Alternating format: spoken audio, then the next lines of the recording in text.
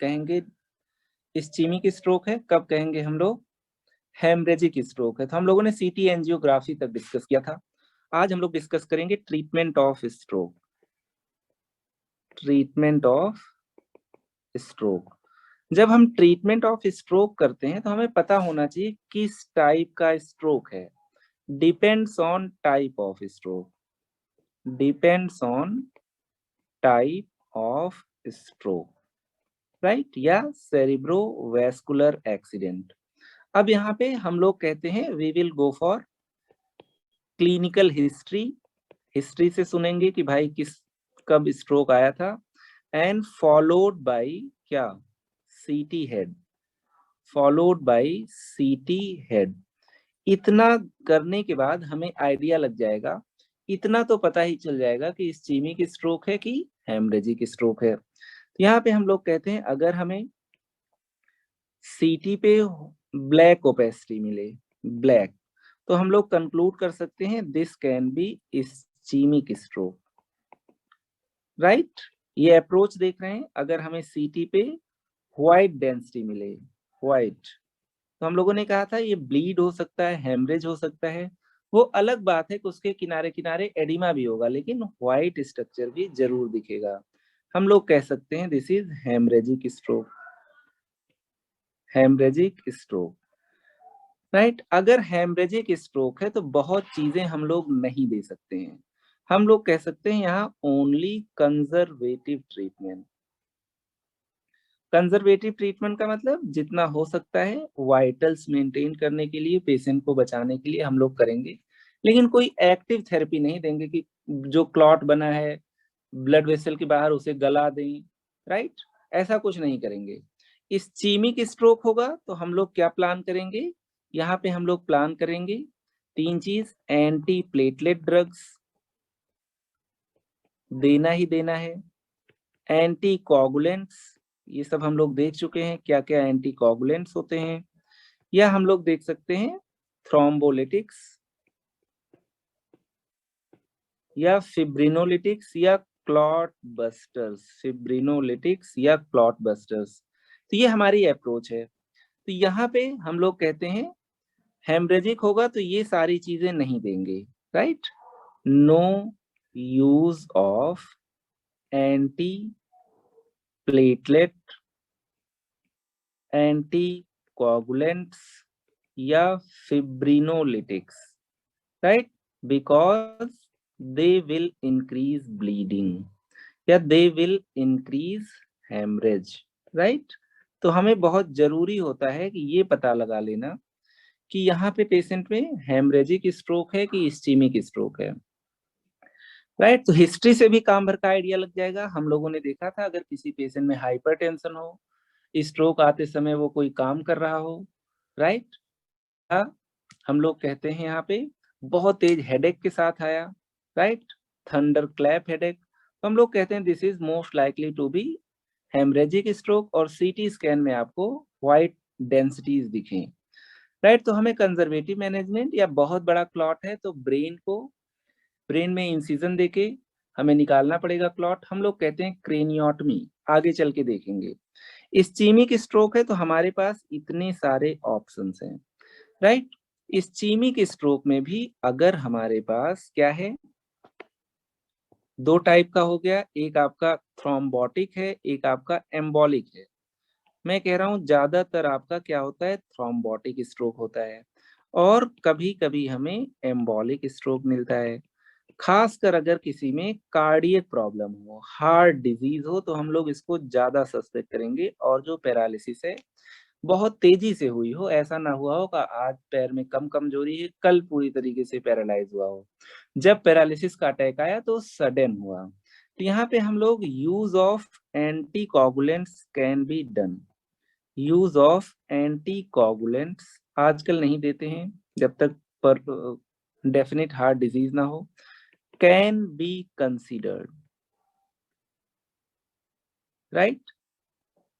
तो अगर एक डेफिनेट एविडेंस है कि हाँ इनको हार्ट डिजीज है जिसकी वजह से एम्बोलिक स्ट्रोक हो सकता है या कोई भी ऐसी प्री डिस्पोजिंग कंडीशन, तभी एंटी कोगुलेंट देंगे। अदरवाइज आजकल एंटी कोगुलेंट का रोल बहुत कम हो गया है।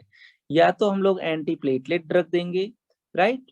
अगर पेशेंट बहुत किस्मत वाला है, बहुत टाइम से आ गया, तो हम लोग थ्रोम्बोलिटिक्स, फिब्रिनोलिटिक्स, क्लॉट बस्टर्स दे देंगे। तो यहाँ पे हम लोग कहते हैं एग्जाम्पल हिपेरिन, वारफेरिन, राइट। ये चीजें हम लोग जब हार्ट डिजीज पढ़ेंगे तो डिटेल में देखेंगे कि हार्ट डिजीज में अगर कोई कंडीशन होती है, चाहे वो हार्ट अटैक ही क्यों ना हुआ हो, उस समय क्लॉटिंग टेंडेंसीज, क्लॉट बनने की चांसेस ज्यादा होते हैं, तो हम लोग हिपेरिन, वारफेरिन देते हैं। यहाँ पे इसका भी यूज बहुत लिमिटेड है। इसका मतलब हम लोगों के पास केवल 2 ड्रग बचे हैं, राइट। 2 ड्रग कौन से बचे हैं? हम लोग कहेंगे अगर यहाँ पे इस्चीमिक स्ट्रोक है तो हमारे पास मेनली 2 ड्रग हैं जो हमें देने हैं। पहली ड्रग हम लोग यहाँ पे क्या नोट करते हैं? पहली ड्रग हम लोग कहते हैं एंटी प्लेटलेट ड्रग्स।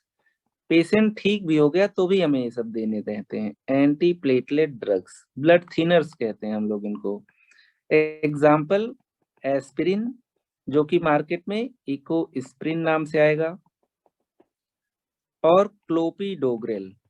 क्लोपिडोग्रेल, कुछ लोगों को एस्पिरिन से बहुत गैस्ट्राइटिस होती है, स्टमक अल्सर बनने के चांस होते हैं, तो हम लोग वहां पे क्लोपिडोग्रेल ऐड करते हैं, एस्पिरिन को हटा देते हैं। और यहाँ पे दूसरा हमारे पास क्या है? थ्रोम्बोलिटिक्स, मतलब क्लॉट को हम लोग तोड़ने की कोशिश करेंगे, या हम लोग इन्हीं को क्या कहते हैं? Fibrinolytics, right. या हम लोग इन्हीं को कई नाम से जानते हैं, क्लॉट बस्टर्स। देखा जाए तो सबसे अच्छी ड्रग ये हैं, लेकिन बहुत रिस्की हैं। They carry high risk of bleeding. यहाँ पे हम लोग कहते हैं एग्जाम्पल स्ट्रेप्टोकाइनेज, राइट। और हम लोग जो इंडिया में यूज करते हैं दैट इज ऑल्टीप्लेज, राइट। एफडीए ने इसी को अप्रूव किया है, राइट। तो यहाँ पे हम लोग मेनली क्या कहेंगे? ऑल्टीप्लेज देते हैं, लेकिन इसका भी यूज बहुत लिमिटेड है, राइट। कब हम लोग इतना देंगे? Only when patient comes to you, only when patient comes to you within 3 hours of onset of paralysis, 3 hours of onset of paralysis, right. जब भी पेशेंट को पैरालिसिस का अटैक आया उसके 3 घंटे में हम लोग कहते हैं पेशेंट प्रेजेंट किया हो, तो हम लोग कहते हैं this is golden hours for ischemic stroke, right? Golden hours for ischemic stroke. Okay, कितना हो गया? That is less than 3 hours. Ideally आप लोग सही कह रहे थे आधा घंटा, लेकिन ठीक है उतनी जल्दी कोई पहुंचता ही नहीं, तो हम लोग कहते हैं 3 घंटे के भीतर अगर पेशेंट आ गया है, राइट, तब हम लोग देते हैं। क्यों ऐसा किया हम लोगों ने? क्योंकि ये रिस्की ड्रग है। हम लोग चाहते हैं 3 घंटे के बाद अगर कोई पेशेंट आए तो जो ब्रेन का टिश्यू हमेशा के लिए शहीद हो गया है उस पे एफर्ट ना करें, क्योंकि वो रिवाइव नहीं होगा, ब्रेन रीजनरेट नहीं करता है। अगर उस समय भी हम लोग स्ट्रेप्टोकाइनेज या ऑल्टीप्लेज देंगे, वो तो रिवाइव नहीं हुआ, ब्लीडिंग की टेंडेंसी बहुत ज्यादा हो गई, हो सकता है स्ट्रोक से डेथ ना होता पेशेंट को ब्लीडिंग से डेथ हो जाए, राइट, हेमरेज से डेथ हो जाए, या एक नया हेमरेज भी हो जाए स्ट्रोक में, इस्चीमिक स्ट्रोक के अलावा हेमरेजिक स्ट्रोक भी हो जाए। तो हम लोग हमेशा रिस्क वर्सेस बेनिफिट देखते हैं। ये तो बहुत बड़ी ड्रग है, पैरासीटामोल भी अगर फीवर ना हो, राइट, या 100 से नीचे हो तो नहीं लेना चाहिए, राइट, क्योंकि हमेशा कोई ना कोई ड्रग बॉडी को हार्म करेगी, राइट, किसी ना किसी तरीके से, छोटे या बड़े। यहाँ पे क्यों कहते हैं? Due to risk versus benefit analysis, right. हम लोग कहते हैं यहाँ पे thrombolytics carry high risk of bleeding, high risk of bleeding, right. Haemorrhagic stroke में तो हम लोग सोच ही नहीं सकते हैं, इस्चीमिक स्ट्रोक में भी हम लोग क्या कह रहे हैं? थ्रोम्बोलिटिक्स तभी देंगे जब पेशेंट बिल्कुल टाइम से आ गया होगा, राइट। चलिए, तो यहाँ पे हम लोग कह रहे हैं कुछ इस तरीके से हमारा आउटलाइन है। सबसे पहले हमने फिगर आउट किया वेदर इट इज इस्चीमिक और हेमरेजिक स्ट्रोक, राइट। हेमरेजिक है तो हमें कुछ नहीं करना है, एडिमा के लिए कुछ मैनिटॉल वगैरह देना है, राइट। और पेशेंट को कुछ फिजियोथेरेपी वगैरह कराना है, बस ऊपर वाले के नाम पे छोड़ देना है। क्लॉट बहुत बड़ा है तो उसको क्रेनियम को कट करके निकालना है, दैट इज क्रेनियोटमी। इस्चीमिक स्ट्रोक की अगर हम लोग बात करें तो यहाँ बहुत कुछ किया जा सकता है। मैनिटॉल से एडिमा वगैरह तो कम ही करोगे, anti platelet, anti coagulant, thrombolytics, right. और इनमें से भी जो एंटी कोगुलेंट्स है इनका रोल बहुत लिमिटेड है, राइट। इनको हम लोग एम्बोलिक स्ट्रोक में यूज करते हैं, और अगर यहाँ पे हार्ट डिजीज या कहीं से एम्बोलस आया है उसका डेफिनिट एविडेंस है तभी देते हैं, अदरवाइज ये भी बहुत रिस्की हैं ब्लीडिंग के लिए। एंटी थ्रोम्बोटिक्स हम लोग देते हैं, राइट। और यहाँ पे अगर हम लोग बात करें, सॉरी, एंटी प्लेटलेट्स हम लोग देते हैं, थ्रोम्बोलिटिक्स, फिब्रिनोलिटिक्स, क्लॉट बस्टर तब देते हैं जब इस्चीमिक स्ट्रोक में बिल्कुल गोल्डन आवर्स में प्रेजेंट किया हो। तो एक बार फिर से हम लोग ट्रीटमेंट प्रोटोकॉल की बात करते हैं।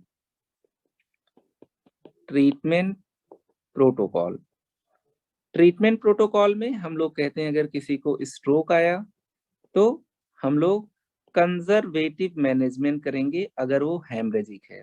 तो दो तरफ हम लोग इसको डिवाइड कर देते हैं, एक तरफ इस्चीमिक स्ट्रोक, राइट, और दूसरी तरफ हम लोग हेमरेजिक स्ट्रोक। हेमरेजिक स्ट्रोक है तो हम लोग लिख लेते हैं ओनली कंजर्वेटिव मैनेजमेंट, राइट। जैसे पेशेंट को पेन हो रहा है तो पेन किलर दे दिया, फिजियोथेरेपी करा दिया, सेरिब्रल एडिमा के लिए मैनिटॉल दे दिया। इस्चीमिक है तो हम लोग कहेंगे यहाँ पे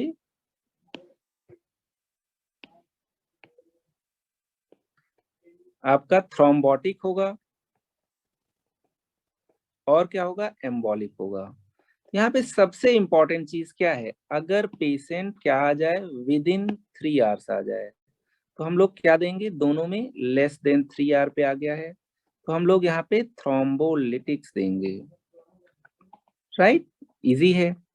और अगर यहाँ पे हम लोग कहते हैं थ्रोम्बोटिक है तो एंटी प्लेटलेट ही केवल देंगे, एंटी प्लेटलेट्स, राइट। यहाँ पे हम लोग कहते हैं anti platelet drugs, right, plus हम लोग क्या दे देंगे, एंटी कोगुलेंट्स, राइट।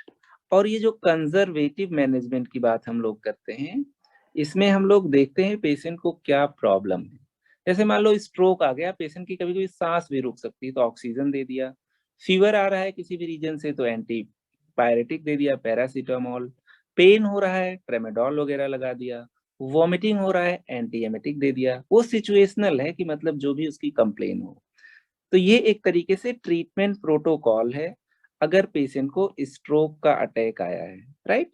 तो हम लोगों ने सारे ड्रग्स यूज कर लिए, anti platelet, anti coagulants, thrombolytics, और कंजर्वेटिव ट्रीटमेंट में हम लोग कम से कम एंटी एडिमेटस ड्रग देते हैं, दैट इज मैनिटॉल, राइट। आइए यहाँ पे हम लोग बात करते हैं ट्रीटमेंट ऑफ हेमरेजिक स्ट्रोक।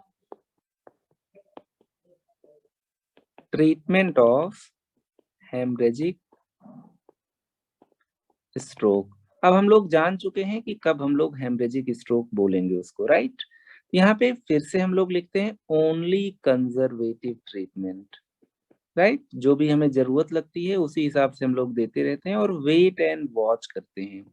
किसी को पैरालिसिस होती है तो हम लोग फिजियोथेरेपी कराते हैं, मतलब हाथ और पैर की एक्सरसाइज कराते हैं ताकि धीरे धीरे मसल टोन और नर्व रिजेनरेशन को हम लोग स्टिमुलेट कर सकें। तो यहाँ पे हम लोग कहते हैं injection mannitol, injection mannitol to decrease brain oedema या स्वेलिंग। ब्रेन एडिमा या स्वेलिंग अगर किसी की बहुत बढ़ जाएगी तो ब्रेन का बहुत ज्यादा प्रेशर बढ़ जाता है जिससे पेशेंट की डेथ हो जाती है। चाहे इस्चीमिक स्ट्रोक हो या हेमरेजिक स्ट्रोक हो, ब्रेन एडिमा डेवलप होता है। जैसे मान लो अगर कहीं का कोई टिश्यू डैमेज हो रहा है तो वहाँ कुछ ना कुछ इन्फ्लेमेशन भी होता है, वहां पे ब्लड वेसल से कैपिलरी परमिबिलिटी इंक्रीज होने से वाटर लीक आउट हो जाता है, राइट। तो हम लोग कहते हैं अगर किसी को स्ट्रोक होता है, it leads to cerebral oedema. Oedema का मतलब ये है कि वहां पे वाटर इकट्ठा हो गया, वहां पे सूजन हो गई, राइट। अब हमें इस वाटर को निकालना है, राइट। मान लीजिए मैंने कह दिया ये आपका ब्रेन है, तो यहाँ पे मैं कह दे रहा हूँ सूजन आ गई, जिसकी वजह से वाटर मॉलिक्यूल्स बहुत ज्यादा हो गए। अब इन्हें हमें निकालना पड़ेगा, चाहे इस्कीमिक स्ट्रोक हो या हेमरेजिक स्ट्रोक हो। इनको निकालने के लिए हमें करना क्या पड़ेगा, हमें कोई ऐसा सब्सटेंस आईवी देना पड़ेगा। ज्यादातर आईवी देते हैं, मैनिटॉल, कभी कभी ग्लिसरॉल भी देते हैं, आजकल नहीं देते। तो यहाँ पे हमें मैनिटॉल देना है, इंजेक्शन मैनिटॉल, जो क्या करे, ब्रेन के वाटर को खींचता हुआ कहाँ निकाल दे, किडनी के पास जाए। ये ब्लड कभी ना कभी जाएगा और यूरिन में वाटर ज्यादा निकाल दे। तो हम लोग इसी को कहते हैं डाई यूरेसिस। और ये आपका मैनिटॉल है, right. Mannitol osmotically active substance है, मतलब जहां पे भी पानी देखेगा उसको खींचेगा, ऑस्मोटिकली एक्टिव सब्सटेंस, राइट। तो ऑस्मोटिकली एक्टिव सब्सटेंस ने क्या किया, वाटर को खींच लिया, राइट। वाटर को कहाँ से खींच लिया, ब्रेन से खींच लिया। और ये वाटर कहाँ चला गया, ये वाटर आपका बॉडी से बाहर चला गया। तो हम लोग इसी को कहते हैं osmotic diuresis. Osmotic diuresis by mannitol to decrease brain oedema, to decrease brain oedema, right. Brain oedema क्यों हुआ था, जहां पे भी कुछ टिश्यू डैमेज होता है वहां पे इन्फ्लेमेशन होता है, वहां पे इन्फ्लेमेशन होने की वजह से कैपिलरी लीकेज बढ़ जाता है, और ज्यादा जाहिर सी बात है कैपिलरी लीकेज से वाटर का लीक आउट होना बहुत ज्यादा क्या कहते हैं, कॉमन है। तो हम लोग यहाँ पे कहते हैं यहाँ वाटर बढ़ गया था, क्योंकि कुछ ना कुछ इन्फ्लेमेशन भी होता है जहाँ पे टिश्यू डिस्ट्रक्शन होता है। तो यहाँ पे हम लोग कहते हैं इंजेक्शन मैनिटॉल देंगे, ताकि वो ब्रेन के अंदर से वाटर ले ले और किडनी से उसको निकाल दे। ज्यादा यूरिन हो, हम लोग उसी को कहते हैं डायूरेसिस, क्योंकि एक ऑस्मोटिकली एक्टिव सब्सटेंस ने वाटर को खींच के डायूरेसिस कराया है, we call it osmotic diuresis. और यहाँ पे मैनिटॉल आपका ड्रग ऑफ चॉइस होता है, राइट। तो यहाँ पे हम लोग कंजर्वेटिव ट्रीटमेंट में क्या देते हैं, इंजेक्शन मैनिटॉल, ये जरूरी है, राइट। तो यहाँ पे हम लोग क्या देखते हैं, इंजेक्शन मैनिटॉल। आइए एक डायग्राम ले लेते हैं।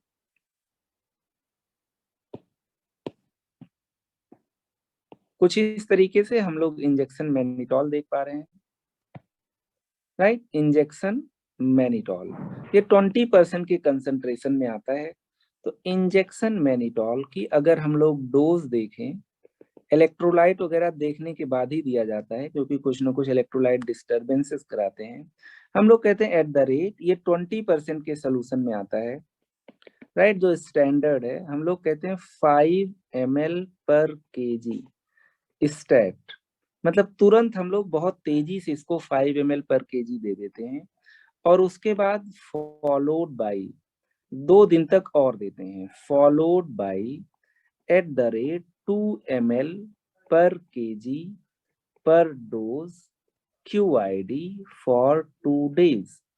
एग्जाम्पल ले लेते हैं यहाँ पे, एग्जाम्पल कोई 50 kg का इंसान है, राइट। 50 kg का इंसान है, तो हम लोग इसको ज्यादा से ज्यादा 100 ml देते हैं, राइट। तो इसलिए हम लोग इसको 100 ml स्टैट दे देते हैं, राइट। और उसके बाद 2 ml/kg से तो इसको देंगे ही, फॉलोड बाई कितना दे देंगे हम लोग, 100 ml IV QID for at least 2 days, right. यहाँ पे 100 ml हम लोग कोशिश करते हैं मैक्सिमम दें। मान लो कोई 5 किलो का आदमी होगा तो 25 ml देते और यहाँ 10 ml देते, ठीक है। तो कुछ इस तरीके से हम लोग चाहते हैं कि किसी पेशेंट में हेमरेज या इस्चीमिया होने के बाद और प्रॉब्लम्स वहां पे एडिमा हो जाने की वजह से ना हो, तो हम लोग एंटी एडिमेटस ड्रग देते हैं, जिसमें हम लोग ऑस्मोटिक डायूरेसिस कराते हैं, किसकी वजह से, इंजेक्शन मैनिटॉल की वजह से। पहले 5 ml/kg देते हैं, फिर उसके बाद 2 ml/kg देते हैं, कोशिश करते हैं मैक्सिमम आपका 100 ml ही दें। तो इस तरीके से बहुत सिंपली हम लोगों ने देखा है कि अगर किसी में हेमरेजिक स्ट्रोक है तो हम लोगों को क्या करना है। कभी कभी हेमरेजिक स्ट्रोक में अगर क्लॉट बहुत बड़ा हो गया, राइट, तो हमें क्लॉट को क्या सर्जिकली रिमूव करना है, वरना वो जहां पे भी रहेगा प्रेशर इफेक्ट से आसपास के न्यूरॉन्स को डैमेज करता रहेगा और उसके आसपास एडिमा भी इंक्रीज करता रहेगा। तो हम लोग दिमाग को खोल देते हैं, वी कॉल इट क्रेनियोटॉमी। दिमाग के स्कल के अंदर एक छेद कर देते हैं, this is known as craniotomy. Craniotomy followed by clot removal, followed by clot removal, right. उसके बाद इसको स्टिच कर दिया। तो हम लोग कहते हैं there is definite role of craniotomy if medical management fails, right. There is role of craniotomy, ये सब क्लिनिकल है, देखना पड़ता है क्लॉट घट रहा है कि बढ़ रहा है, right. If medical management fails, management fails मतलब conservative management fails, right, and clot size progressively, and if clot size progressively increases। बहुत सारे इसके क्राइटेरिया हैं, न्यूरोसर्जन अपना डिसीजन लेते हैं कि वेदर टू गो फॉर क्रेनियोटमी और नॉट। ये कोई गॉल ब्लैडर की सर्जरी नहीं है कि मतलब इसमें रिस्क नहीं है, there are plenty of risk in conducting craniotomy, right. आगे चल के कोई किसी को भी पैरालिसिस की अटैक आती है, हम लोग चाहते हैं थोड़ा बहुत मसल पावर रीगेन करे इंसान, तो हम लोग क्या करते हैं, फिजियोथेरेपी वगैरह कराते रहते हैं। मेन ट्रीटमेंट अगर किसी में क्या है, हेमरेजिक स्ट्रोक है, तो बस भाई ब्रेन एडिमा से और फर्दर डैमेज रोक लो, कंजर्वेटिव ट्रीटमेंट करते रहो, पेशेंट को जिंदा रखो, ग्लूकोज कम हो तो ग्लूकोज चढ़ा दो या आरटी से उसकी फीडिंग दो, फिजियोथेरेपी वगैरह करते रहो। इस्चीमिक स्ट्रोक है तो हम लोगों ने दो कंडीशंस देखी हैं, ट्रीटमेंट ऑफ इस्चीमिक स्ट्रोक,